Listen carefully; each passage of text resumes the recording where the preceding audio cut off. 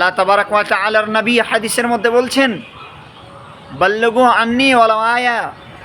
তোমার একটি যদি বাক্য জানা থাকে ইসলামের, তোমার যদি শরিয়াতের একটা বাক্য, একটা শব্দ যদি জানা থাকে, তাহলে অন্যের কাছে কি করে দাও? পৌঁছে দাও। অন্যের কাছে কি করে দাও? বলে দাও।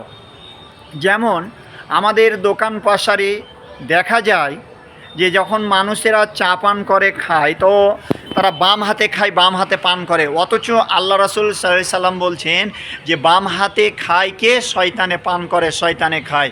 তাহলে ডান হাতে খাওয়া উত্তম, ডান হাতে সুন্নাত। তাহলে আমাদের কী করতে হবে? ডান হাতে খেতে হবে, এবং ডান হাতে খাওয়ার কথাই কি করতে হবে?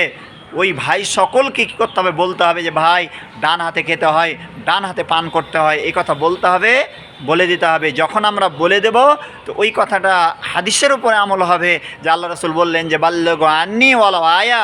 তোমার একটি শব্দ বা একটি বাক্য যদি ইসলামের জানা থাকে, অন্যের কাছে কি করে দাও? পৌঁছে দাও। তাহলে যে ব্যক্তি জানে না, তার কাছে আমাদেরকে কি করতে হবে?